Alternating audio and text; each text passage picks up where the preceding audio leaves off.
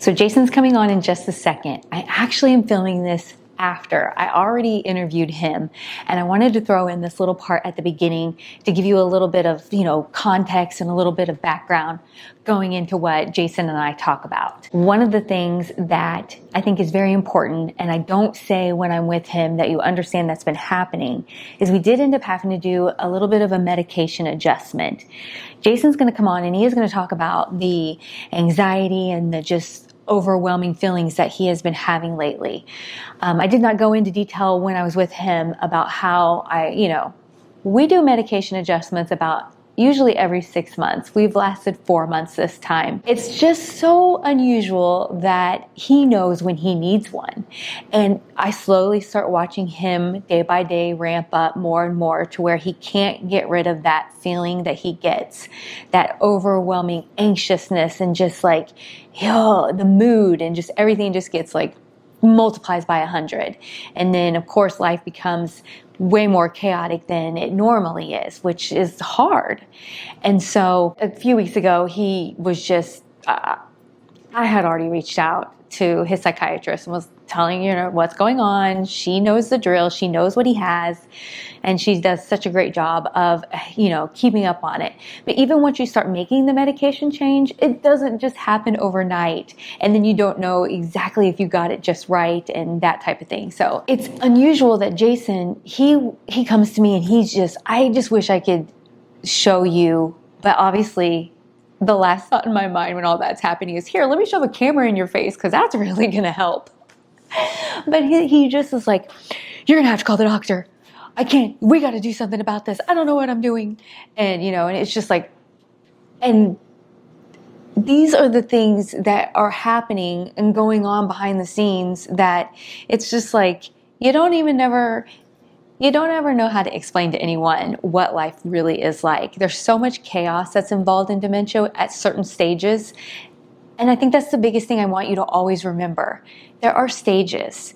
It's not always the end stage that I feel like everybody associates with dementia. Everyone's just always thinking about how they can't remember anything and they're just sitting there.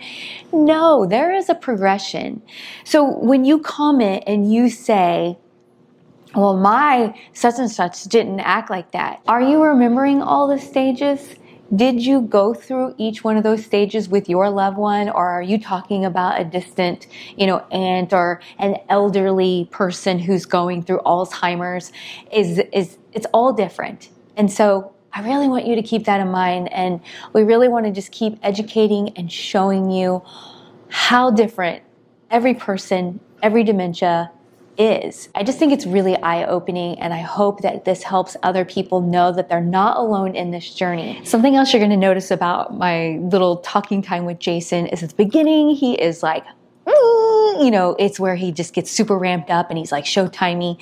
And then after the 10-15 minutes that we sit there and talk, you will see how he drops. And so a lot of the things he wants to talk to you about today will really play into how you can see how quickly his energy can be drained in the matter of a 10-15 minute span. So that's something I really wanted to focus on and point out because I just don't feel like people understand that very well. What I really need you to do right now is raise your hand if you're in the middle of perimenopause. A big thank you to MIDI Health for sponsoring today's video. I have to say, it's not you, it's your hormones. If you're like me and you are going through the brain fog, the losing your muscle, the low energy, whoa. I've actually been talking about this often lately where a nap is starting to become a necessity. And just how I am sometimes forget things and I'm wait a minute, am I the one with dementia? And those little concerns. And so reaching out to my MIDI clinician has been a lifesaver going through this change in life that is such a big change that I feel like so many of us are going through and it's hardly ever talked about. It's so easy to feel like something's wrong with you, but no one's talking about the hormonal shift. I have went to a doctor several times and tried to explain everything that was going on. And I know that hormones, perimenopause, menopause, all that was not even a forethought in his mind. He was not thinking of that. So he never even investigated that route. I'm not saying that every single thing is caused because of that, but how about we be open-minded and we get a clinician that can really understand what we're we're going through and guide us through these steps because it's so tricky. So if you're wondering what MIDI is, it is a virtual care clinic designed for women to have compassionate, high quality medical care through the different stages of your life. And it is covered by insurance. You go online, you book your virtual visit, it's super easy. And the one thing that I really enjoy about it is a lot of times people are like, well, what if you have to have tests done? What if you need labs? They help you organize that at a local center. So it's super simple. So they can help you with weight, mood, skin, hair, your memory. So all kinds of health concerns. They would love to discuss symptoms with you and make a plan that's tailored to you. Ladies, we do not have to go through this alone. If you want to join the more than 200,000 women who love and trust MIDI, head over to trymidi.com/livingwithdementia. I'm going to leave a link down in the description box, and thank you again, MIDI, for sponsoring today's video. You are hyped up like JoJo right now. Story of my life. Yeah, the story is of your life. Let me see. We're both in here together. We do look like news anchors, don't we? Hello. Good evening, San Diego. I'm Ron Burgundy. What was her name? Veronica. Yes, okay. I'll be Veronica. Okay. Okay. Go with him. Okay, let's do it. Really? Do you need a drink or anything? No, thank you. How you doing today? I am doing well at the moment. Overstimulated. Why, you ask? Because I don't have a good reason for it, but yeah, a lot of stuff changed lately. Just not making me feel it anymore. I don't know how to explain that. Not making you feel it? Oh, significantly more antsy and anxious. I can't control relaxing. I don't want to visit with people anymore, not even a little bit. It's just, I can force myself through it, but we've had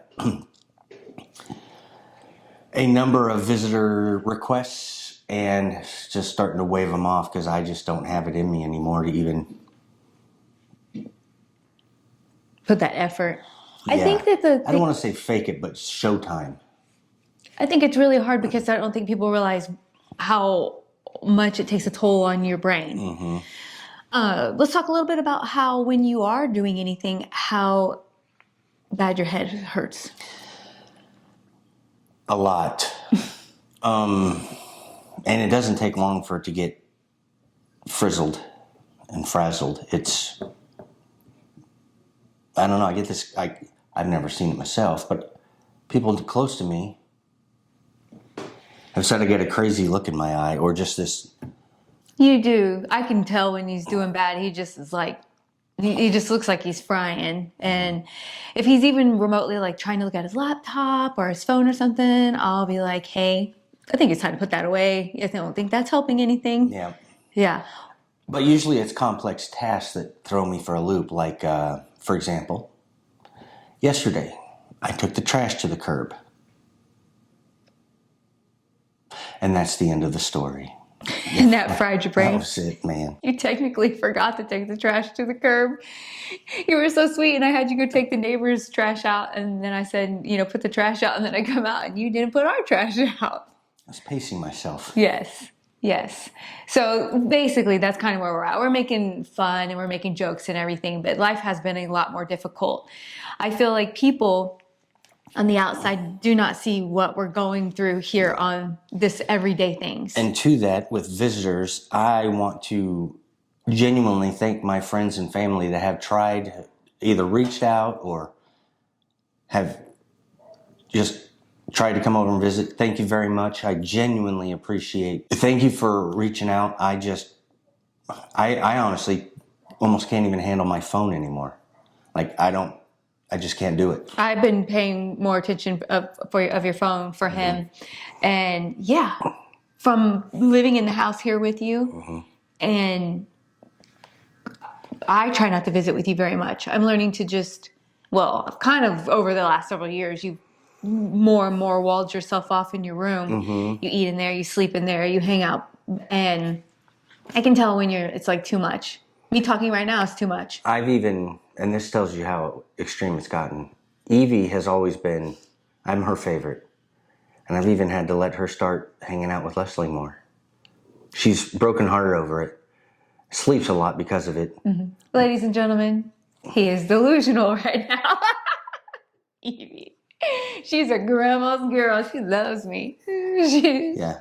I'm nothing more than a means to an end when she wants a snack, or if grandma's somewhere and she can't get to her, please be my friend and take me wherever grandma is. Yes, that's about it. So every once in a while, I feel like you pop in, and this is what's been so great about the pool. People come over, friends and family, and the best part is that if Jason is in the mindset, he pops out and sees everyone, and if he's not, everyone leaves him alone. And it's been really nice. You got to float around the other day, and you actually visited a little bit. I did. For about an hour. And her sister and her husband, my brother-in-law. That's how that works. Anyway, it was a good time visiting. And then there's been quite a number of times they've been over, and I've pretty much slept through most of their visit anyway, like laid down at 2 o'clock in the afternoon, get up at 5 in the afternoon, and they've been here and gone. I'll remind you on that day that you had actually slept all morning, went out and visited with them. That was exhausting, and you slept the rest of the day. It was quite the sleepy day. I don't remember that in that order.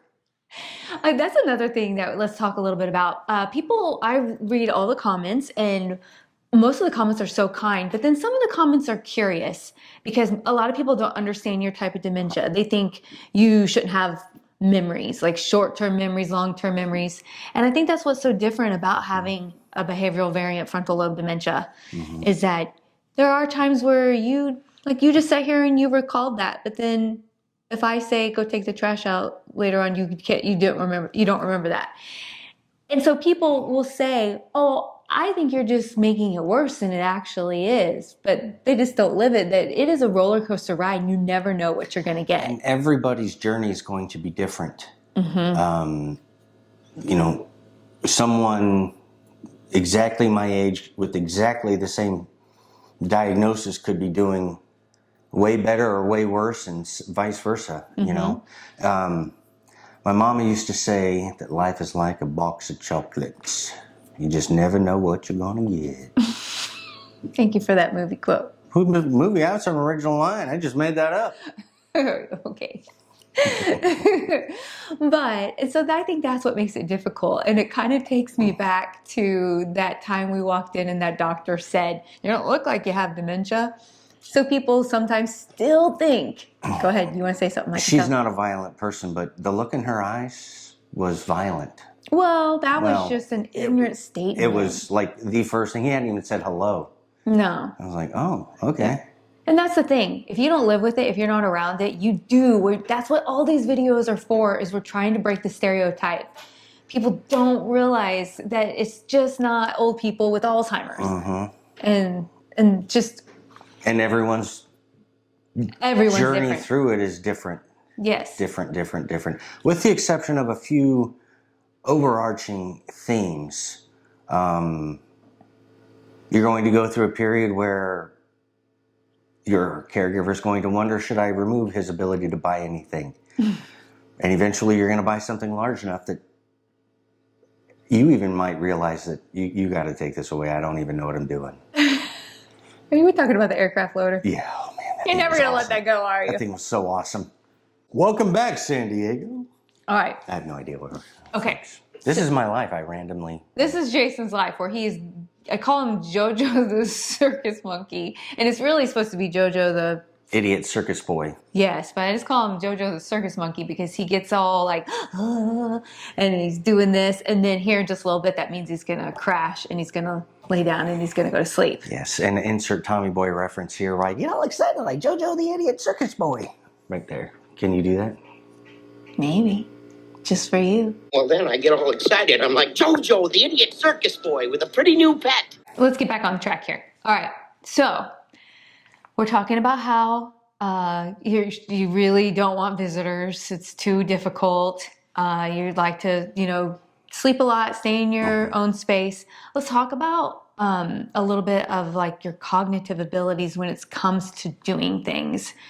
And I love that you have the insight that I've never heard of any other dementia patient so well, like so self-aware of what's happening to them. I know you get super frustrated about what you can do now. Tell us. What about the video game example? Is that a good thing? Sure, anything's, whatever you... So I've never been a video gamer, but there was a video game that caught my interest called Farming Simulator. I wanted to try and play it, but it's too complicated, and I can't do it. So it's very frustrating because I want to do it, and then I get into it for 15 minutes, and my brain's fried. I'm like, I can't even do this. And that is a great example, and that's just like one of many things throughout the week that we've encountered where you want to do something and you can't. You also, this part has been really difficult for me, is how you want to still fix things and do things, but you've lost the ability to have that fine detail to like get the right parts and do the right thing. Talk a little bit about that part. It's gotten worse, and I will be the first to admit, now it's just painstakingly more obvious, and not only can I not get the right parts, I'm gonna pick on some screws on the bowling alley I'm building. Needed more of these screws. I had ordered them before. I went in, double, triple, quadruple checked that I was getting the right stuff, ordered the new ones, and got the wrong sizes. I had a 50-50 shot and I blew it. And it's very frustrating. I think the frustrating part on the caregiver side is I ask you to double check with me about things but you have lost your ability to slow down. You just click, you just do it. It's got to get done.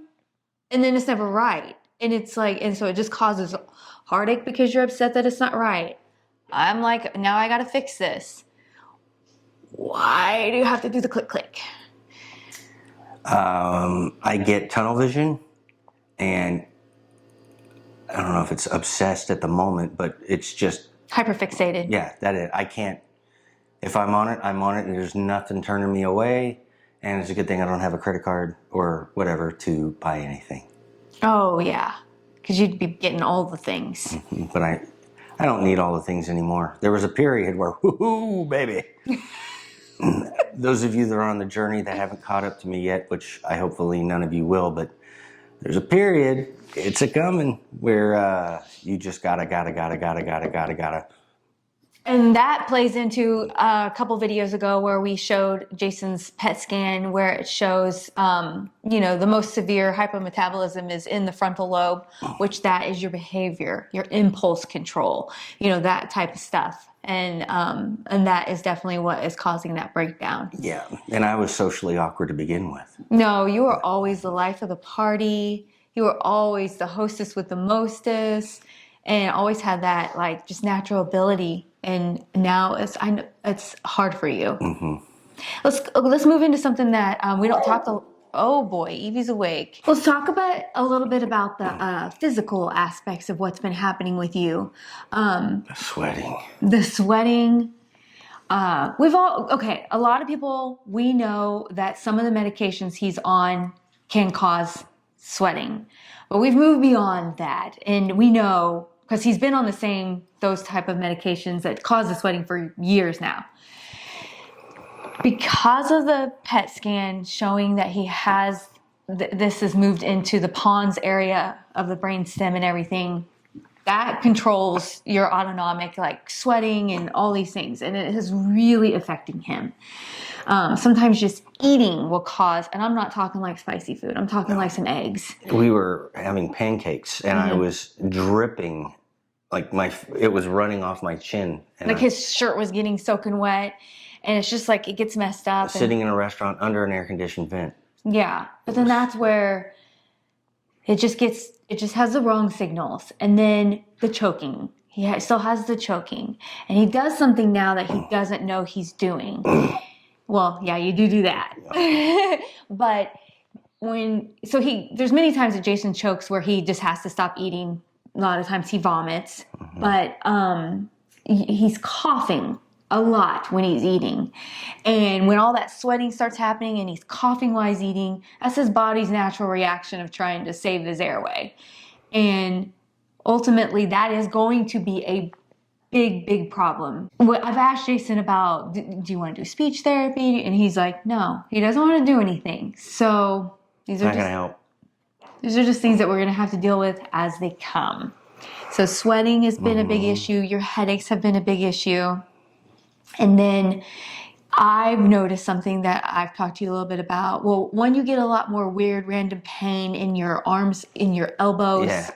And he's very stiff. For no reason. Right. Very stiff. And then he has like, every once in a while he gets like this Tin Man walk, is what I was telling him about the other day, where he walks very much like a Tin Man, gets this wide stance kind of, and the way he does, it's just random to see. And I don't think you pay much attention to it. No. And even when you brought it to my attention, I don't. Yeah.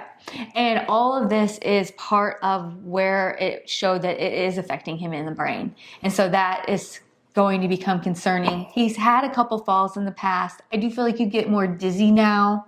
In what way do you feel like that comes on?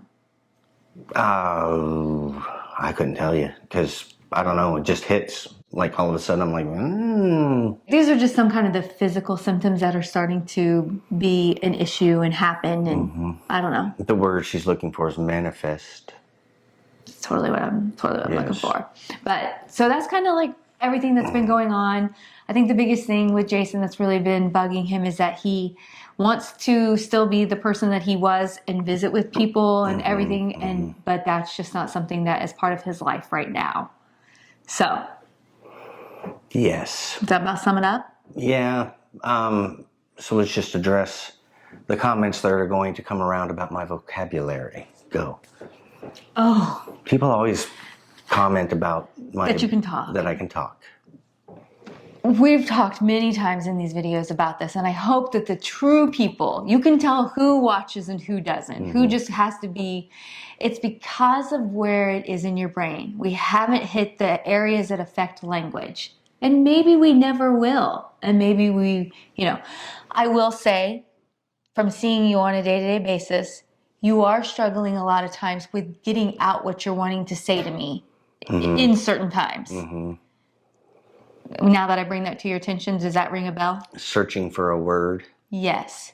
So those are the little types of language issues that we are starting to see. So that does concern me a little bit. Is it moving into that area?